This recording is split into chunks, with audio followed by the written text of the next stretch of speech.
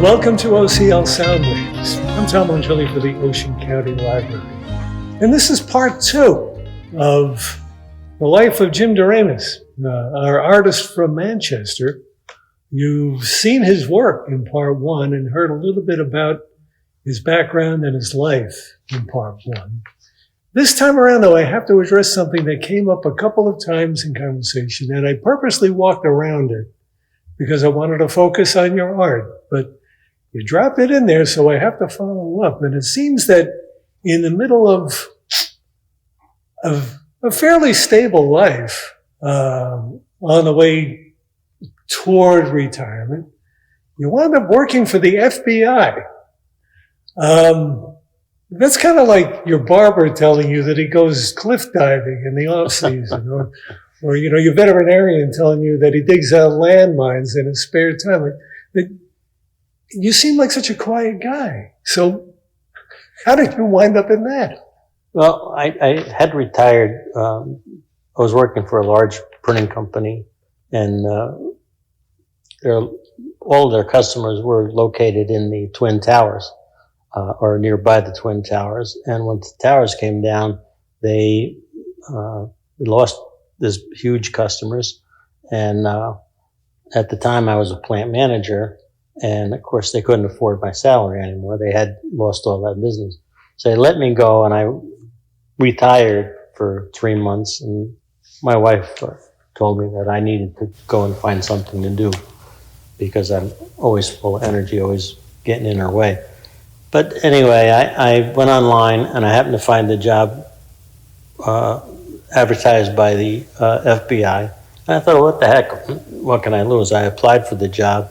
And they accepted my application. I went in and did all their testing, and they questioned my age because at the time I think I was 55, and it was a job in their security unit up in Fort Monmouth, their Information Technology Center, which is no longer there, so I can talk about it. But I was there for a couple of years, and then the BRAC Commission came along and closed down Fort Monmouth. So everyone that worked in the building was scattered around the country.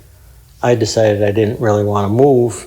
My grandchildren were here, and they had an opening in the Manhattan office. So I went to work in the Manhattan office, and I commuted back and forth for quite a while.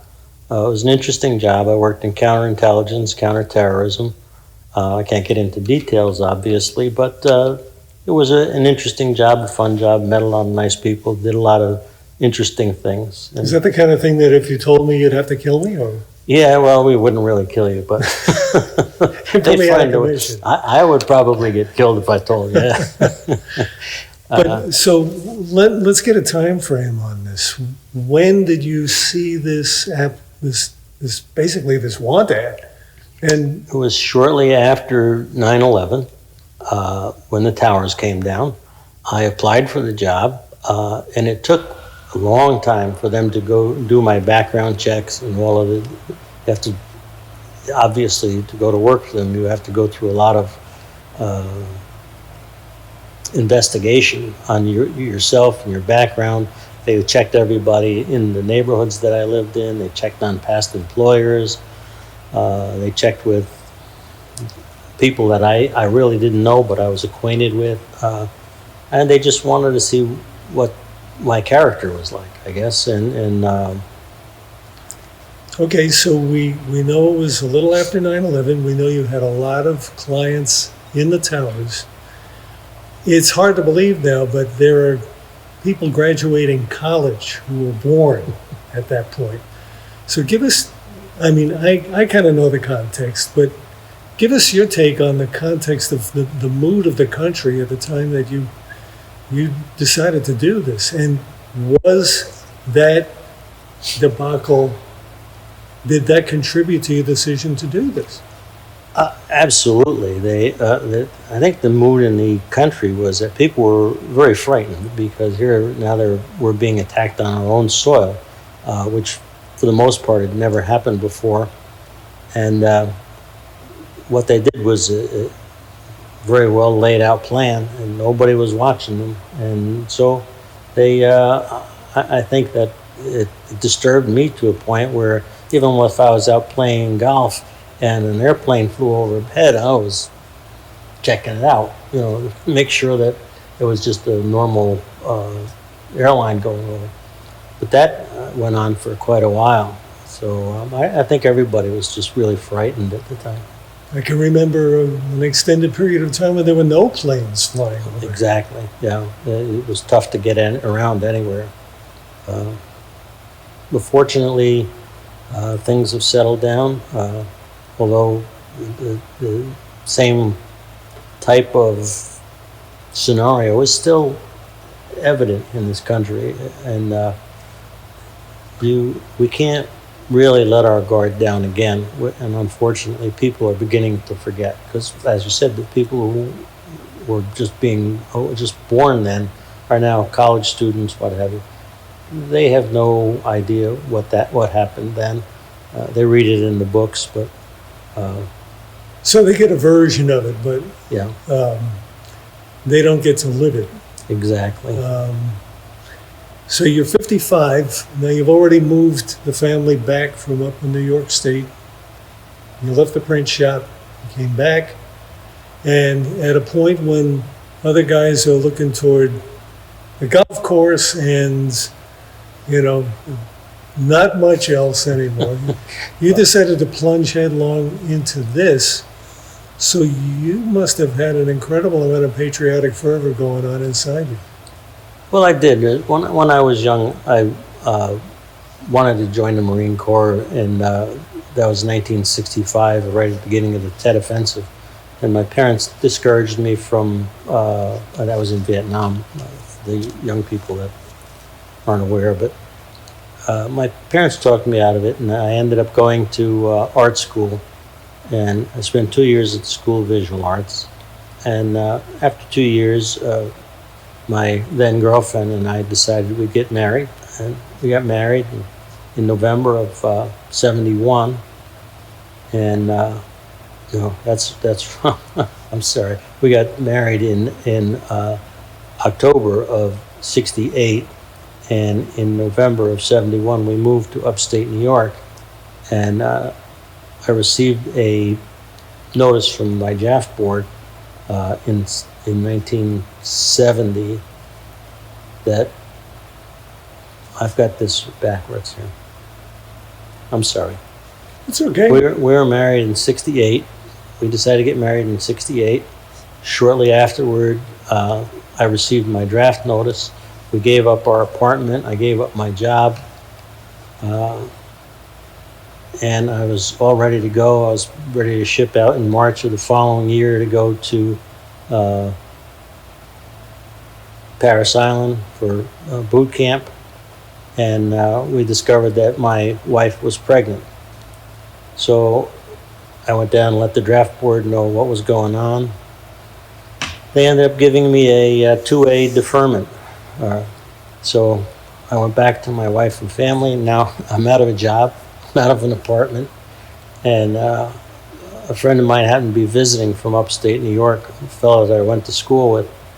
And he said, why don't you come upstate New York and look around for a house up there? So we did. We went up there, and we found a very nice house in a great neighborhood. And we stayed there until 1986 is when we finally sold the house. But my girls grew up there. I have 2 daughters, and both girls grew up there. Both learned how to ski, and they love the winter weather. Me, not so much. I'm not a big weather person, a winter weather person. I'd rather have the summer. But we stayed there till 1986, and during the time we were up there, I purchased a small print shop. It was just a small mom and pop shop, and we owned that for, I guess it was about 13, 14 years. And we grew it into a fairly good sized business. And it was in 1984, December of '84, the temperature in our area dropped to 10 below zero. And you walked out of the house and everything hurt. Your nose froze shut. And it stayed at 10 below or colder for 48 straight days. And that's when I said to my wife, time to go back to New Jersey. So we sold the house up there, came back to New Jersey, and I decided, well, I should probably just take it easy now and retire. And that lasted about 3 months, and my wife finally said, you need to go find something to do, because I guess I was driving her crazy. So I went back to work, and I went to work for Mercedes-Benz in North America. I ran their print shop for 2 years. They were in a jam where they couldn't keep up with the production. My forte was to look at a production facility and see how I could make it better. And I turned them around, and they were doing somewhere in the neighborhood of 1 million to 1.5 million impressions. In other words, the sheets going through a press a year, or a month, excuse me. And they just couldn't keep up with the work. Well, after 3 months, I took them from 1.5 million impressions a month to over 3 million impressions a month. The object of my going to work there was that the boss, the director of the print shop, was supposed to retire. He had been fed up with it. But things were running so smoothly, he decided he wasn't going to retire. So I said, well, then I got to move along, because I'm not going to work for, and wait 10 years for you to retire. So I went to work for another fella that I had met here in New Jersey. And they had a print shop that had been losing money for quite some time. The grandfather had started the business back in 1904, I believe it was. He ran the shop. The father then took it over, ran the shop, and then the 2 boys took it over and were running it with the father. And they had called me and said, look, we're losing money, and we can't figure out why. We sat down, we worked out a whole business plan for them. We fixed up their shop. I became their general manager. I had a 2-year contract with them. After 18 months, we went from 29 employees billing $75,000 a month down to 19 employees billing over $135,000 a month. And they decided we could do this without you. So after 18 months, I was out of work. And so I found other work in the printing industry. I went to work for a number of large printing companies. And one of the best print shops I ever had charge of was a place called the Beckley Press. And it was 2 companies in one, the Beckley Press and the Economics Press. The Economics Press was the parent company. And it was a beautiful print shop, totally conditioned inside, the air conditioning, the humidity, everything was absolutely perfect. And unfortunately, they had been in some financial trouble. And I was able to get them out of the trouble and keep them afloat for another 4 years through a series of different things that we did. But they had lost so much money that it was impossible to continue on. So I left there and ended up working in Karlstadt for a company who owned whose customers were in the towers. And when the towers came down, again, I was out of work. So I said, okay, I'm retiring. That lasted about 3 months, and my wife said, you need to find something to do. So I said, oh, well, let me look around on the internet. And I happened to come across an ad for the FBI, and they were looking for security officers in their Fort Monmouth facility. So I said, well, what do I have to lose? So I went and I applied, and I heard from them, and I went in, did all of their testing. It was really extensive testing, and went through all of their background checks. And I had ended up with a very high security clearance. And when they closed the fort down, I then went into work for their counterintelligence and counterterrorism division out of Manhattan. And So did you actually go out and chase the bad guys? Or what was your role? What was the function? That I really can't get into. Most of what we did was classified, but in a sense, yeah, we did a lot of the street work for the agents.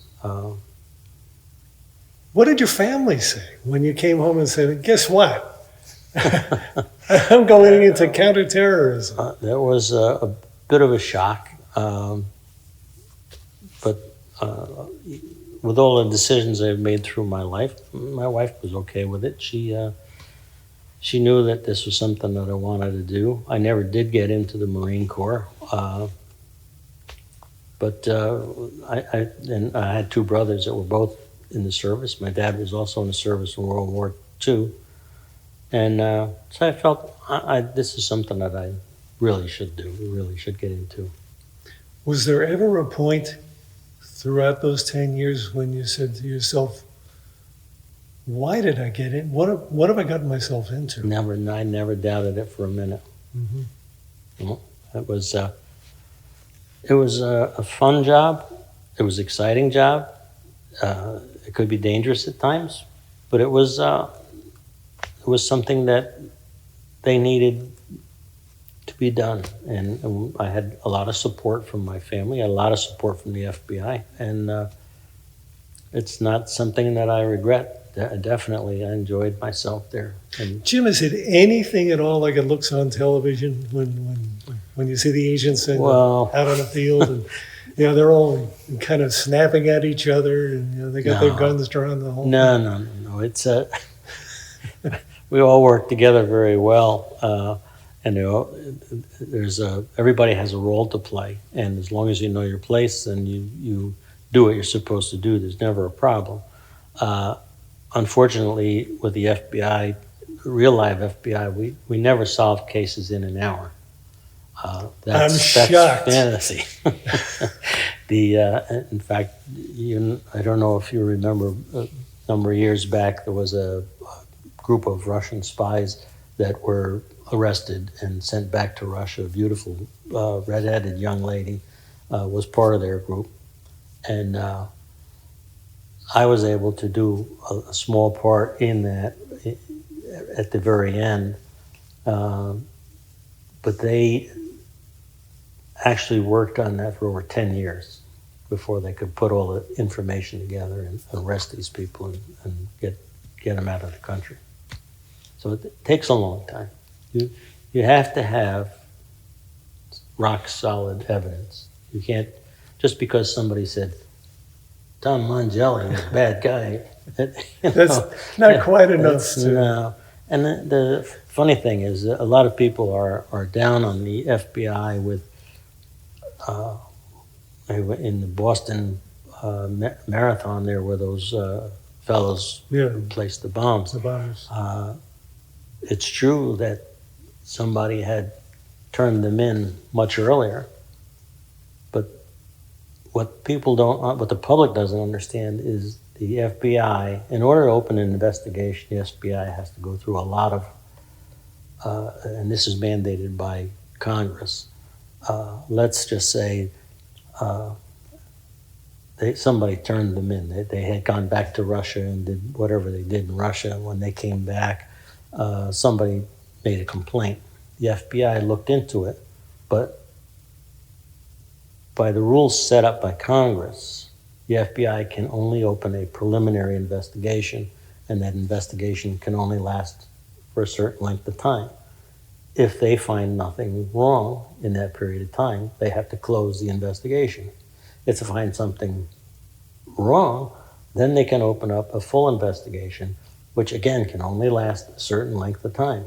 Once that period of time is up, if these people don't do anything right, if they don't do anything wrong, the FBI has to shut it down again. Mm-hmm. And this is mandated by Congress. It's part of the law. So it's hard to... So you're in this kind of murky world where you have to find this information, and you're on the clock, essentially. Like you're facing a time limit. It's a slow clock, though. Yeah. Because everything has to be handled to that. You have to have documentation, rock solid documentation. You just can't have somebody arrested because you think they're a terrorist or you think that they're a spy. So, Jim, how did this impact you in terms of your worldview, your personality? Did you come out of it different than you went in? yeah, I think you would have to come out of it different. You become a little more cynical. When I was a kid, like most college kids, I was very liberal in my thinking. It was the time of John F. Kennedy and Lyndon Johnson. But then the Vietnam War came along, and I went into business for myself, and I started to become more and more conservative. And now although I'm pretty much still a moderate, I lean toward the conservative side, and I don't get extreme, but I think everybody in this country needs to come back together and start listening to one another. And this extremism has gone out of hand. Did your assignments ever take you far away from your home base, or were you always like basically commuting to Manhattan? No, I traveled all over this country. And that's really... So that must have gotten a rise out of the family when you came home and said, well, got to go on a business trip. I don't know when I'm coming back just yet. That's exactly how it worked. And my wife was accepting of it. My girls were grown at that point. They had families of their own. So it was just my wife and I. But yeah, I mean, at times it got a little, Did you worry? On? I'd never had time to worry. There were moments when I was scared to death, but for the most part, no, I didn't worry. Because I had a good team that I worked with, and we all had each other's back. So, did any of this experience impact or influence your art? Did you carry any of that over into the way you look at things? No, I can't say that it did. Because I'll tell you what I see in your art, and maybe it's just, I'm an amateur at it, but still, I see, except for the dogs and the close-up of the buildings, I see nature as an overpowering force. It's huge. It looms in the background. And even buildings and animals, birds, they seem small by comparison and kind of remote. And so I get a sense of isolation, and I get a sense of a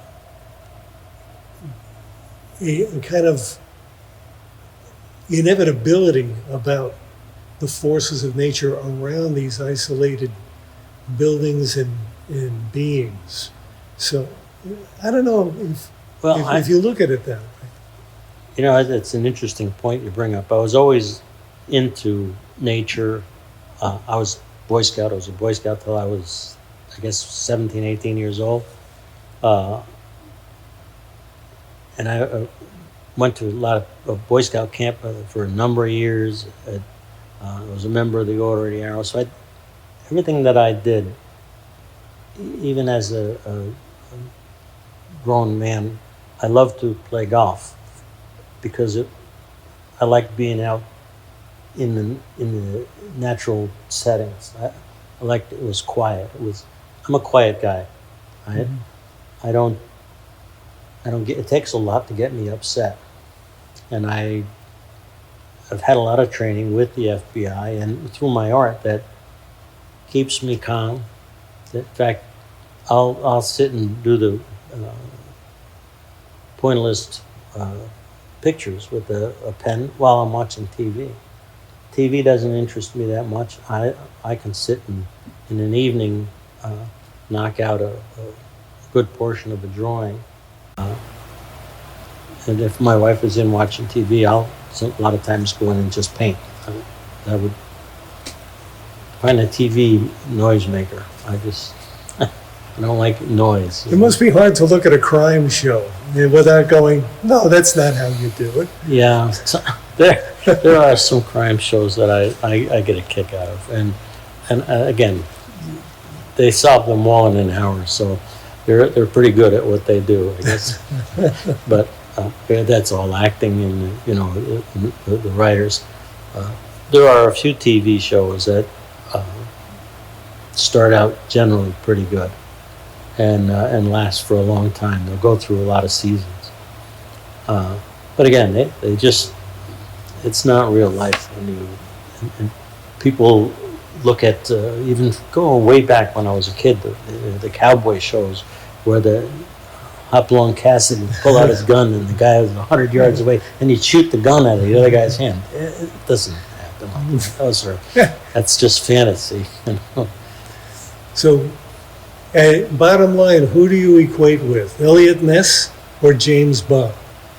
More James Bond, but that's a real fantasy there. We're not going to see you in the tux shaking or stirred? Oh, I like my martinis shaken, yes. But that's about as close as I get to James Bond, too. So. Thrilling life. Are you finished now, or are you going to have to go back out to work because the wife said you're getting on the foot again? No, she kind of leaves me alone these days because I go in and I'll paint or draw, and I don't get in her way. But I think I'm done. But I'm not done with my art. I'm getting drawn into that more and more. I do a lot of research in the respect that I watch a lot of tutorial videos online. And there are a number of people who are excellent in what they do. So I try to do different styles of painting, only because I find that through experimentation, I'm finding my own way. I was always a detail-oriented kind of guy, and that's what helped me in my printing industry and in the production end. I was always detail-oriented. You had to line things up, otherwise, by the time you got to the end of the job, if something in the beginning was messed up, you were done at the end. So I was always detail-oriented, and now I'm finding these watercolorists who they do semi-abstract landscapes, and I'm trying to get into some of that so I don't get bogged down in the detail, because with the watercolor, I find I can't get involved in detail because I turn everything muddy. It just the colors lose their vibrancy. But it's fun to try. But I have stacks and stacks of watercolors. In fact, I just went through some yesterday. I threw a whole bunch of stuff away. But, well, in that case, I suppose that we're headed for episode 3 down the line somewhere. Well, maybe. I'd be happy to come and talk to you. Friends, for more great virtual programming, subscribe to our YouTube channel. You can also check us out on Facebook, Instagram, Twitter, Pinterest, and Snapchat. And of course, you can find out everything that's going on at the library at theoceancountylibrary.org.